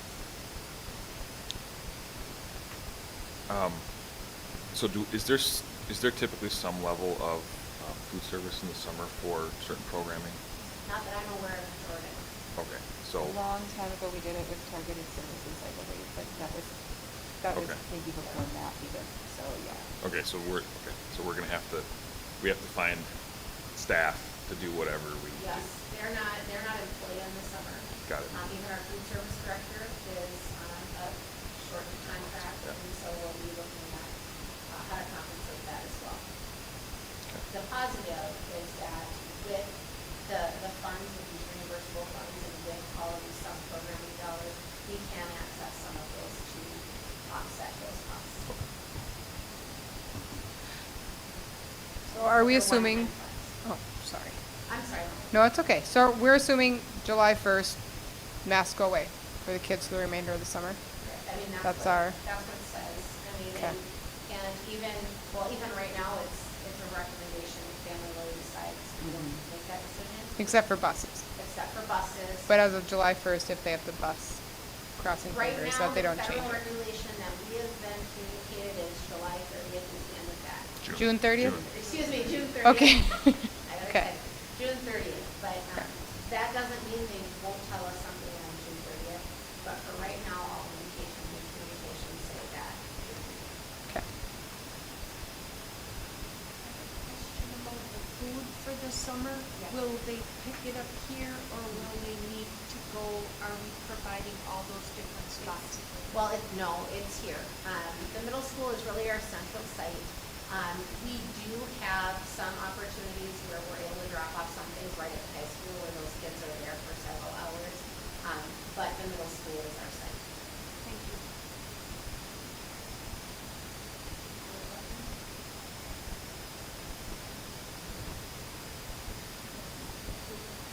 High school, principal's report. No, we don't have any action on it. Okay. Any questions or comments on this report? I just want to thank Jeff for the work that he did tonight, graduation. It was a magical, wonderful, normal, awesome night. And I know that Superintendent Newsom and Jeff worked, and his staff worked really hard to make that happen. Thanks. I've heard a lot of positive comments out in the community about it, so, yeah, it was a great evening. I came back for it. You can't miss graduation. It's like the best, it's And the you best know, day of the year. Like, one of the most positive comments was him allowing, kind of going off script and him allowing everyone to just have their few moments of Yes. cheers for each one. Yeah. And I think that went off perfectly. It really did, people were Instead very of waiting, respectful. they were so respectful. Yeah, Everyone got, cheered and yeah. hurrahed, and I thought that was amazing. People were so happy to be out at someplace fun, they didn't have to wear masks if they didn't want to, and they didn't have to distance. Yes. But I did like that they had the space for the people that chose to do Yes. that, so over on the hill, like, hey, if you don't want to sit with the people, Agreed. there's a Yeah. space where you can see and feel comfortable. So I Yeah. thought that was nice. It's just all around fun. Okay, middle school board report. This is the young report. You said they're, talking about Wolf Ridge, so that's an ongoing discussion at that point. And they'll be coming to our next work session to talk to the board about that. Just specifically Wolf Ridge or other options potentially? It will be a Wolf Ridge discussion and what other potential options Okay, might be considered. okay.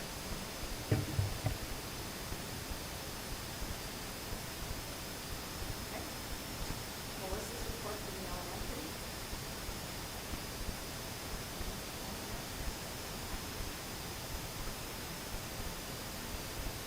Comments, questions? Okay, Aaron started teaching and learning.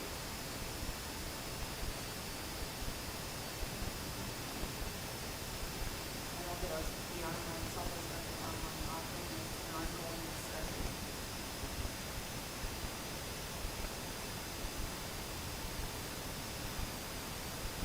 Okay. Activities director's report is pretty much everything going on there. State high school golf tournament is going on tomorrow and Wednesday, I believe, out at stop out there is really fun. You'll have to park at Marty Gus's to get there. But it really is fun. There's literally thousands of people from all over the state there, so it's a great event. Yeah, it's big, baseball is here, is it? It's tomorrow, the next day for AAA. Several of us are volunteering. So if you're looking for me, I'm not skipping work, but I am at the ballpark. The next 2 days for part of the day, so. Actually, the golf event is free, and I'm fading into that. Baseball, if you want to stop on and do that, you have to do that. That's why it's always on. I know it is very cold. Jordan was really close on sending a boy to state for golf. Graham Pulowski, who shot a 76. And he knew he had to get a 76 to go, and just somebody just shot one under him, so he was just so close. We have two girls. Morgan and Victoria. Tori Witowski? Witowski was Jordan and Morgan. Morgan.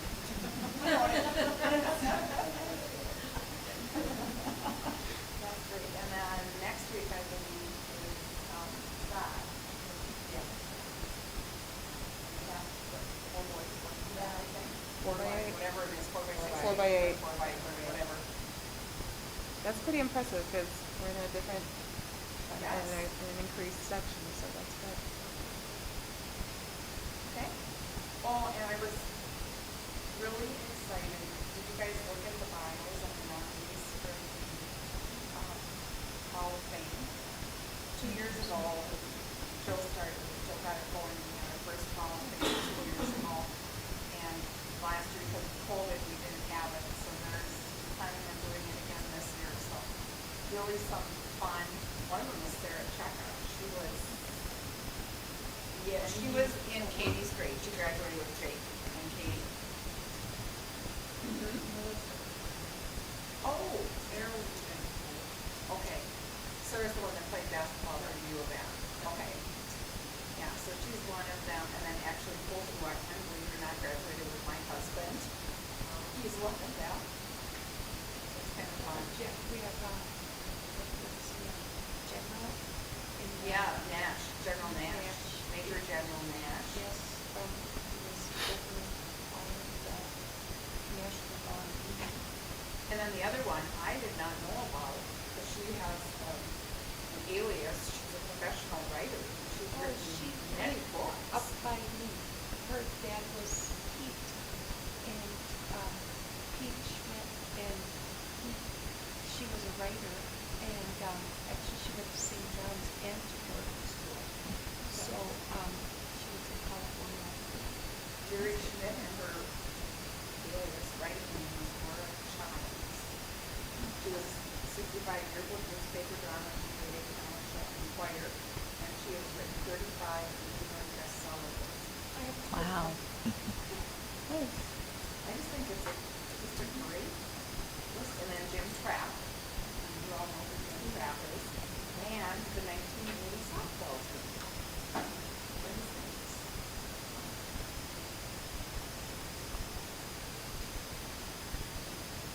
Okay, student community and rec.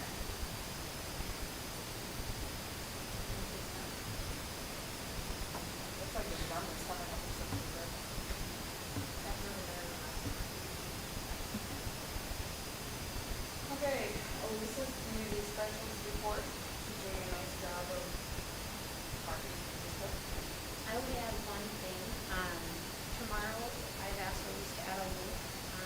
So when you go to our website, and you see both links, and then our plans are listed in the margin, and any general timeline for updates documents. One of the things that we're going to be looking for is public feedback on different safety protocols and just different components. It is something that we learned that the Department of Ed and the federal government are going to require of all school districts is to get public feedback and comments. And so you'll see it listed, our fall safe learning plan, our health and safety plan, as well as our summer plan that we have right now. And then we started a link for the fall one, which is under construction. We just don't have any recommendations or guidance or any information. We've been told that'll be forthcoming sometime.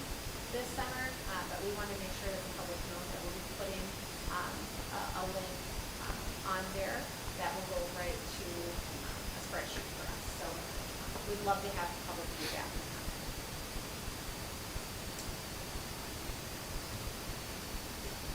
In your report, because this is basically talk about the summer. Chad says that it's directly report. Some over that.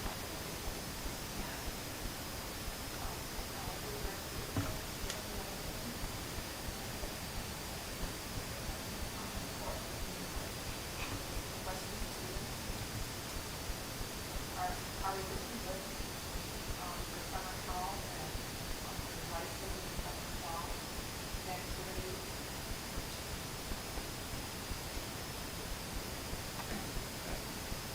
Yes. He doesn't want to do 30 Hey, minutes. no, Amy went all night. I Thank can- you, Stephen. No, it's looking good. We've already gotten some devices in. We've had supply issues last year, and so this year we kind of were ahead of the ball and ordered them a little early, and we were able to get them in. It's part of that replacement cycle we're on. Some are for the hotspots. We suspend them over the summer because there's very limited use. We have a couple going for certain students in certain situations, but most of them are suspended, and we have most of those back. I mean, we can order replacements for those. We did a large parts order because we're not getting rid of everything. We're still fixing, and most of the stuff is in stock and shipped. I know supply chains have been issues for other stuff, but knock on wood, when I placed that order, it said everything's within 24 hours will start shipping, and I've gotten tracking numbers and whatnot. So, right as of right now, yeah, everything's looking pretty good. Great, good.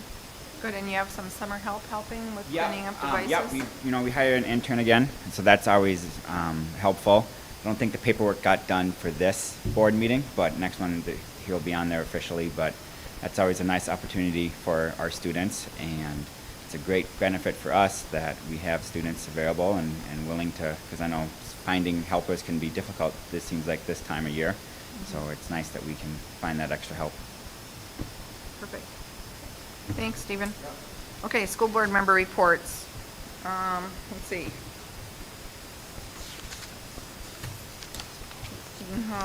What committee meetings did we have?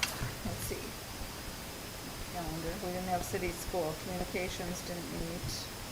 Community ed rec, Lauren or Sarah, did you guys have joint powers? Joint powers we had. Joint powers met. We talked about Celebrate Jordan. There were 27 vendors. It was really hot. The fire department brought their fire trucks, so when you were sitting there, you could, feel when the wind would blow, a little bit of sprinkle come upon you. So that was really, really nice. There are some new treadmills that are coming in because Stephen had mentioned that we were rotating treadmills downstairs, so we have some of those coming in, and then some are going, I believe, over to the elementary school, and they're going to do stand-up workstations for some of the teachers. So rather than just rotate them out, we're going to repurpose them. I think every building's gonna get one. Oh, one for each building. What else?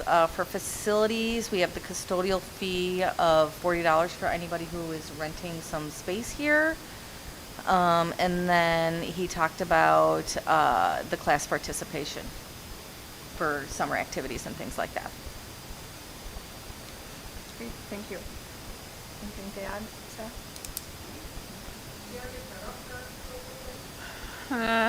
It was super hot. It was the Saturday with 3 million graduation parties. Yeah, I was gonna say, I was at tons of graduation parties that night. I think Or more- Sunday, the Sunday. Yeah. It was the More people Sunday. came- It was the Sunday, and Yeah. more people came in their swimsuits with their little. There was Smart. There was something football when I was leaving Yes. from my shift. They were walking on the fire truck with the water. Isn't this later than we normally have it? Oh, yeah, Because usually we've in never, April. we've never had We always do a it the first conflict. Sunday in April, but because of COVID. Right, we so couldn't hopefully, sign off. hopefully next year when we can get it back onto the regular schedule and we put it inside and Yeah. it's not a nice summer day with graduation parties. That's a good idea, Molly. I'll mention that to Yeah, Steve. I'm not so sure they had food trucks behind the high school. I don't think they got much traffic. I don't think a lot of people It knew was they just were so back hot. there, and it was so Yeah, I hot. bet people didn't know they were there. Yeah. I mean, it was on I did social it, and I media. worked it. Yeah. It was on social media, but honestly, it was so hot, nobody wanted to do Yeah. it anyways. And you were walking on black. Yeah. Uh-huh. Oh, yeah. It was just hot. Yeah. I hope that if they do it again next year and if they use the circ, I hope they have the food trucks out here and do that because the mini donuts were really, They really were good. really good. They were really good. Okay, curriculum and technology, I don't think we met since then. No, Last meeting was in facilities April. didn't, meet and confer For May. didn't, negotiations were still in a holding pattern. Policy, we met this afternoon, and we went through a gazillion policies. We did, we got In through 55 minutes. It was pretty yeah, impressive. it was good. So those will be on the upcoming agenda. Did we want to, I know that Renee, you, just one of the policies you had just checked on about if we need, when we need to follow open meeting law? Oh, sure, yeah, it was just I have to think about this, so it was about committees and that, if there is a committee that, we just have to follow open meeting law, we have to make sure it's 3 or less board members there, is essentially the, Yep. which we all have, we have the conversation. Yep. But that policy would go under review. Okay, APAC, I know you had a big event, so you want to update us on that? Oh, it was awesome. It was long, but it was it was really awesome. It was I think it was May 26th, and they served food. There was a little bit of mix-up about the whole. It was supposed to be boxed dinners. There was a little communication mix-up apparently there, but it ended up We just did bring the food in a box. yes. Yes. Like, Yes.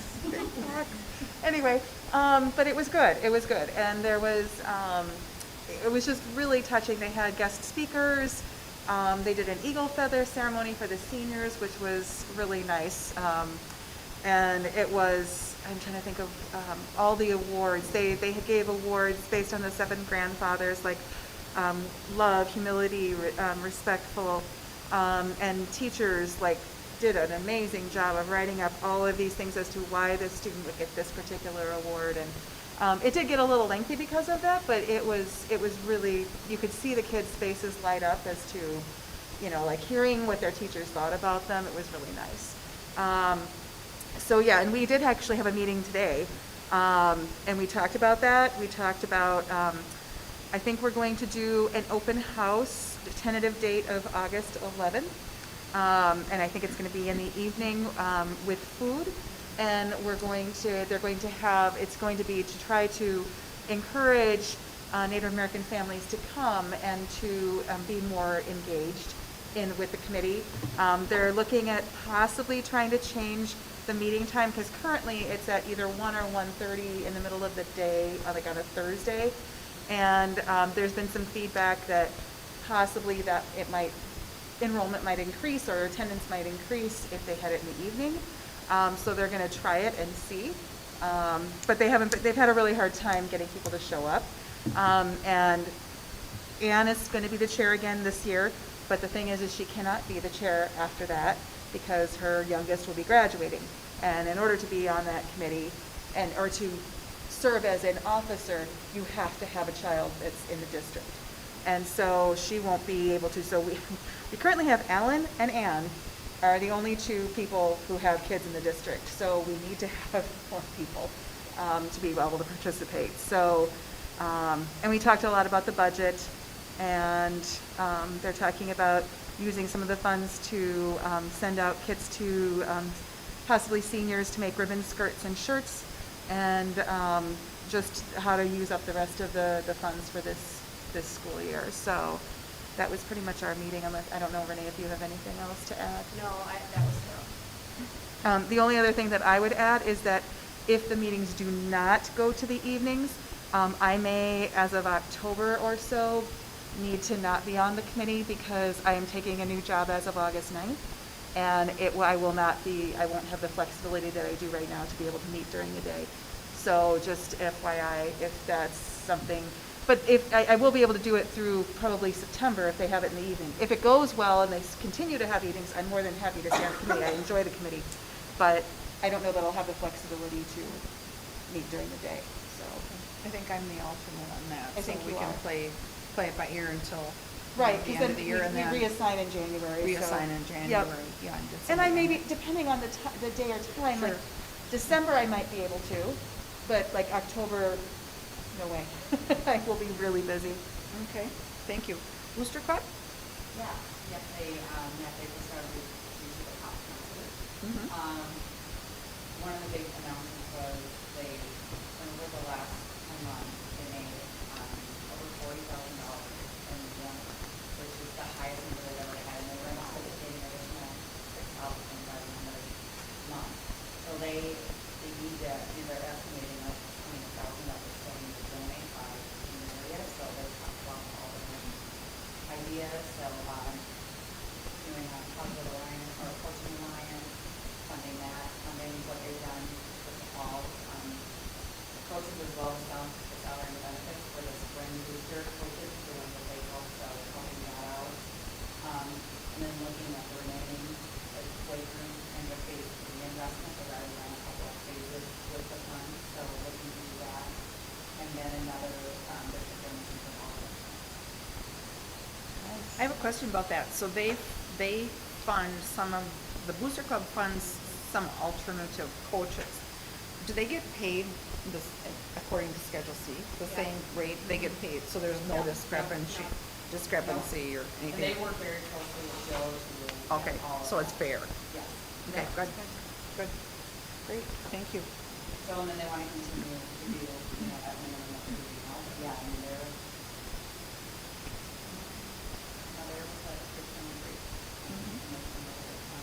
great. They have a So is that highly it? efficient Yeah. president, Thanks. highly efficient president who does a lot in her personal time for, I mean, just the calling she does and the personal deliveries she does. She went out to buy the yard and went in to do something. And while she was there, she was talking about the corporate sponsorships and was able to secure one right then and there. So Yeah. she's highly efficient. Yeah. Good, that's great. Thank you. Foundation? Connie, Molly? Well, everybody's seen all the veterans. They were amazing. They were amazing. Yes. And I like that most of that is I saw that too, yeah. Yeah. That was a great idea, a great fundraiser. I hope they make good money on it. I hope they continue to do it every year. They think they will. They haven't released all of them. They talked about even how we could order them and send them, and they're already. Legislative is a work in action, a work in progress, I guess. We'll see where that goes. There's a couple of different funding proposals. I think the Senate, is it 3.5 and 1 or 3 and 1.5? I think 3.5 and 1. Yeah, is there, but that probably won't go anywhere because vouchers are included in that. I think the House is 2 and 2 currently, but, that can change overnight. So, still a lot of negotiating to do there. We covered the high school league already. Scale? Did you meet? Have they been meeting? Friday, yep, they met on Friday, and it was legislative updates, and it was actually quite interesting because, we had one representative who was very explicit, he didn't feel that they would get it done by June 30th. And then you had another that was like, I really feel like we can get it done, and I'm like, oh my gosh. Was that at the link? I called Was it it was a virtual? Zoom.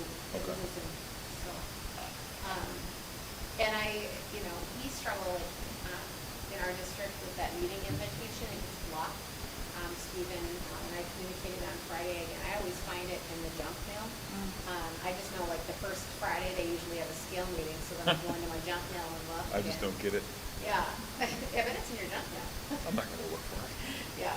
And You so can't set it to. Well, I was just thinking about that. Maybe I can reach out to, Stephen hasn't been able to fix it. I know, but It's- maybe they can see stuff personal. Maybe, Yeah. yeah. Oh, yeah, that's a good idea. There's something with Scott County's website that, if he were to open up a certain filter, it would let in a lot of other things. It's just something about the way the listserv is, and they send it, it's a mess. not a, it's just a mess with our system. I'm not saying they're a mess, but they don't drive.